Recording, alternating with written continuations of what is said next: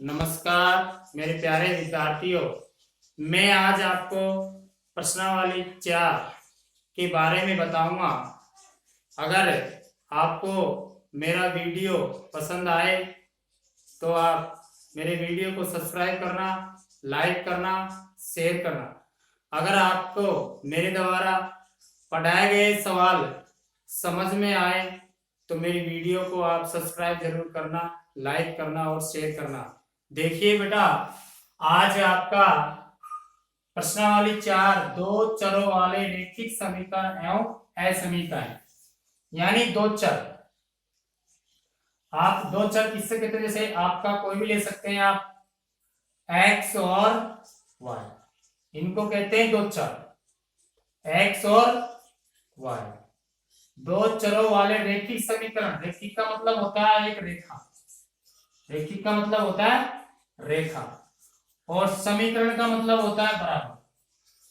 समीकरण का मतलब होता है बराबर, यानी दो चरों वाले रैखिक समीकरण एवं असमीकरण, यानी दो चर, यानी आपका चर का मान है x और y। रैखिक यानी आपकी एक रेखा, और समीकरण यानी बराबर, यानी कोई सा भी समीकरण ले सकते हैं आप। जैसे 2x प्लस 3y बराबर 7, यानी ये x का मान और y का मान इसके मान के बराबर होना चाहिए। अगर मान जुटे रखेंगे अपन, इसका मान बराबर होना, चाहे आप ऐसे कर सकते हैं 2y बराबर 7 प्लस x या माइनस x, यानी इसका मान भी यही होना चाहिए। या आप ऐसे लिख सकते हैं 3y बराबर 2x प्लस 3, यानी इनका मान क्या होना चाहिए? समान। x आपको पता है, y आपको पता है, क्या है? एक चर है। इनका मान कितना होना चाहिए? बराबर 7। y की जगह और x की जगह मान क्या होना चाहिए? समान आना चाहिए 7। और ये y का मान और x का मान बराबर कितना आना चाहिए आपका? 3।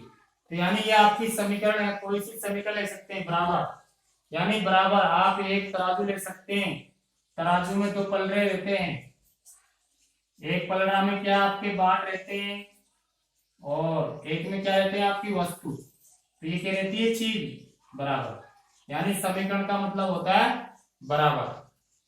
ठीक है, तो उसके बाद में आपका, यानी दो चरों वाले रैखिक समीकरण में क्या रहता है? आपका दो युग्म रहता है, दो जोड़ा रहता है। एक तो रहता है आपका 2x प्लस 3y माइनस 5 बराबर 0।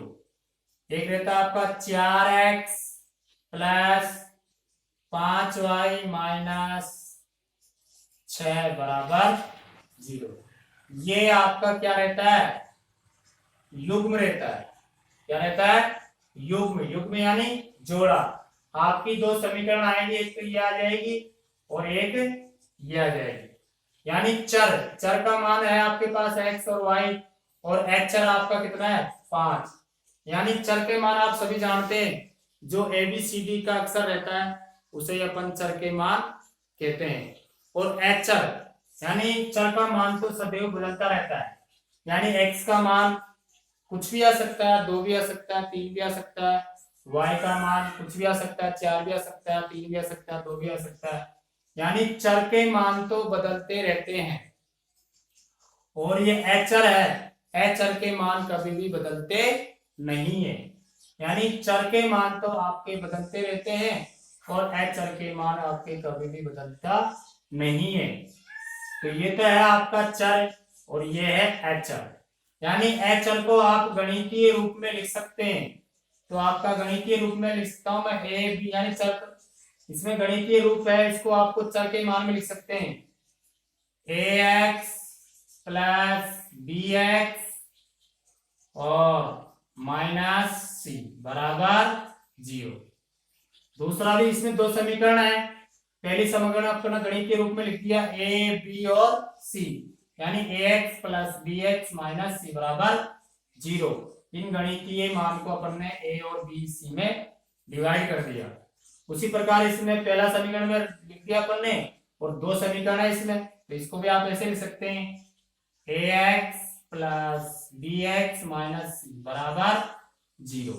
अब आपका ये सेम संख्या है, यानी यहाँ भी ax है, यहाँ भी bx है, यहाँ माइनस का cx है बराबर 0।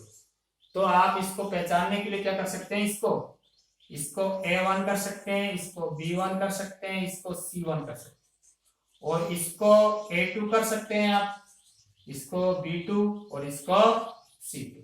तो आपके पहचान में पड़ जाएगी। तो आपका ये युग्म है, यानी समीकरण आपके कितने प्रकार के होते हैं, ये दो प्रकार के होते हैं। ये युग्म कितने प्रकार के रहते हैं आपके, दो। एक तो होता है आपका ग्राफीय विधि, यानी ये युग्म दो प्रकार के होते हैं। एक तो होती है आपकी ग्राफीय विधि, ग्राफीय विधि। एक होती है आपकी आलेखीय विधि, आलेखीय विधि।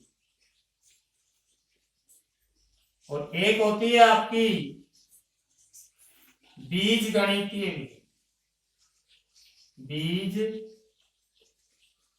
गणितीय विधि। यानी आप चाहे ग्राफीय विधि लिख दो चाहे आलेखीय विधि लिख दो, यानी आपके 10वीं क्लास के अंदर अगर ग्राफीय विधि सवाल में आ जाती है प्रश्न में, ग्राफीय विधि तो आप समझ जाएंगे, और अगर आलेखीय विधि आ जाता है तब भी शब्द आपका क्या है, ग्राफ है। यानी ग्राफ में तो आप समझ जाएंगे, लेकिन आलेखीय विधि में आप नहीं समझोगे, इसलिए आप चाहे तो ग्राफ विधि कह दो या आलेख विधि कह दो, तब भी आपका ग्राफ ही बनेगा। जैसे आपका ये बीजीय गणित है, विधि है, तो इसमें भी कितनी विधि है, 3 है। एक तो है आपकी विलोपन विधि, विलोपन विधि। एक है आपकी प्रतिस्थापन विधि, प्रतिस्थापन विधि। एक है आपकी वज्र गुणा विधि, वज्र गुणा विधि, जो आपने 9th क्लास के अंदर पढ़ लिया। अभी आपकी 10वीं क्लास के अंदर तो आपकी ये विधि चलेगी। कौन सी विधि चलेगी, ये वाली। यानी 10वीं क्लास के अंदर आपकी ग्राफीय विधि और आलेखीय विधि चलेगी। ये बीजीय गणित विधि आपने किसमें पढ़ लिया, 9th क्लास में पढ़ लिया, विलोपन, प्रतिस्थापन विधि और वज्र गुणा, ये अपन ने पढ़ लिया। ये 10वीं क्लास के अंदर नहीं है आपकी 10वीं क्लास के अंदर ये है ग्राफीय विधि और आलेखीय विधि। यानी आपकी ग्राफीय विधि और आलेखीय विधि आएगी आपके 10वीं क्लास के अंदर। इसके बाद देखिए बेटा आपका, यानी अगर a1 बटा a2 बराबर b1 बटा b2 इक्वल टू नॉट, अगर नहीं आता, यानी आपका जैसे इसमें भी 3 विधि है, अगर ये दोनों बराबर नहीं आती है, यानी a1 बटा a2 नॉट b1 बटा b2 अगर बराबर में नहीं आता है तो आपका सवाल यही खत्म है। जैसे इसमें देखो आप, यानी a1 में कितनी संख्या है, 2, और b यानी a2 की कितनी संख्या है, 4। काटेंगे अपन तो कितना हो जाएगा, 2 एकम 2, 2 दूनी का 4। उसी प्रकार b1 बटा b2, b1 कितना अपने पास 3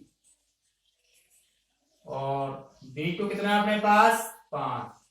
अब कट नहीं रहा, यानी ये बराबर नहीं है, तो सवाल यही खत्म है। अगर बराबर आप आगे भी कर सकते हैं, जैसे अब इसको काटेंगे अपन, अगर 1 बटा 2 आ जाता है तो आगे सवाल हल होगा। अगर वरना ये नहीं आता है बराबर में, यानी कटता नहीं है, बराबर संख्या सेम संख्या नहीं आती है, तो आपका सवाल यही खत्म है, यही आपका सवाल हल हो जाएगा।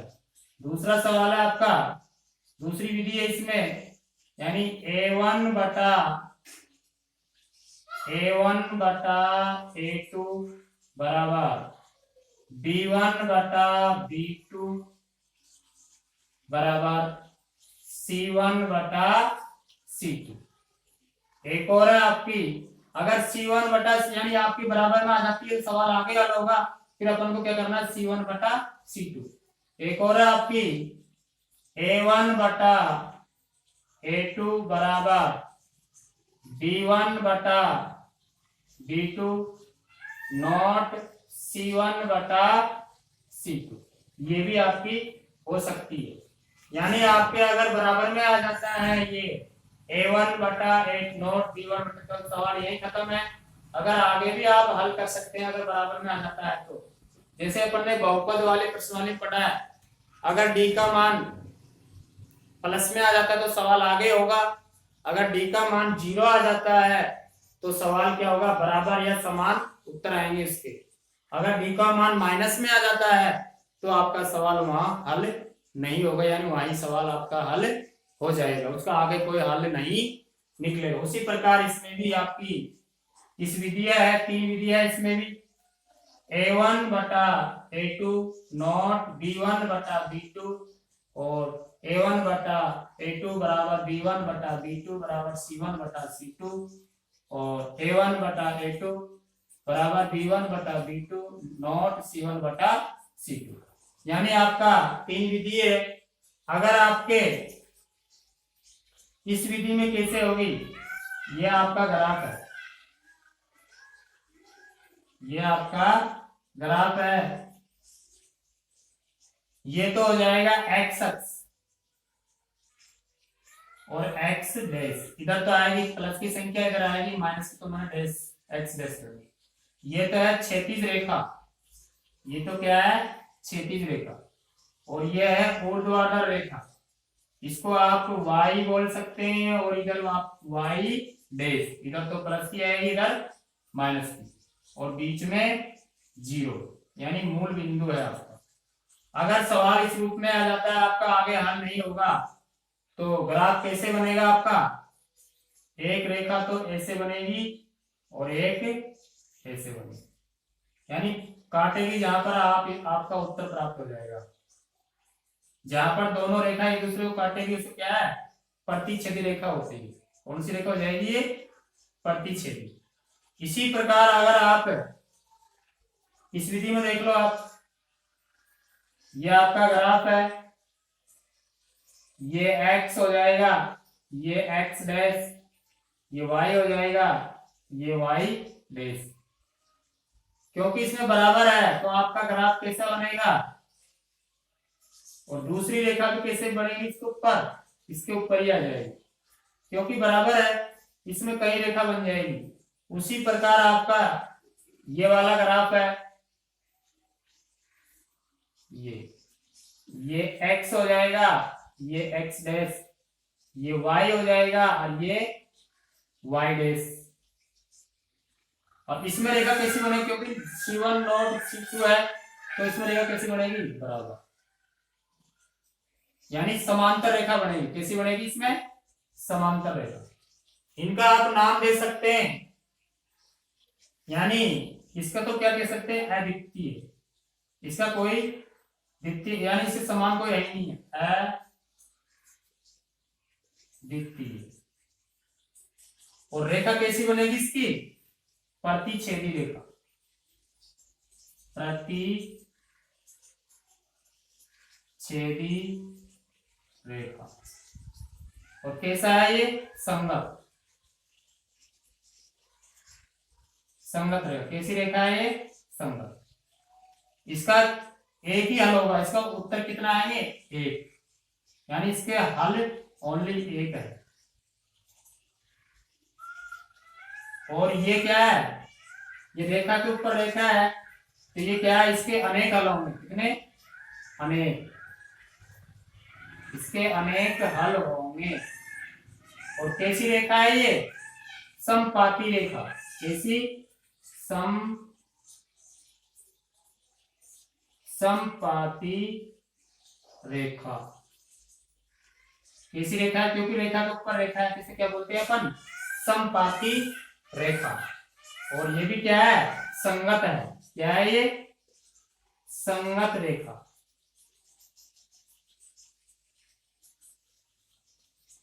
और ये क्या है, इसका कोई हल नहीं होगा, ये लास्ट का है, इसका कोई हल नहीं होगा, कोई हल नहीं होगा। और इसकी जगह कैसे बनेगी, क्योंकि समांतर जा रही है, बराबर जा रही है, दोनों कभी भी मिलेगी नहीं, इसके बीच की दोनों कभी भी मिलेगी नहीं। कैसे लिखा है ये, समांतर, ये है समांतर रेखा। यानी मैंने आज आपको ये सवाल बेसिक बताए बेटा, अगर आपके समझ में आए तो मेरी वीडियो को आप सब्सक्राइब जरूर करना और लाइक करना, शेयर करना। आज के लिए इतना ही, धन्यवाद।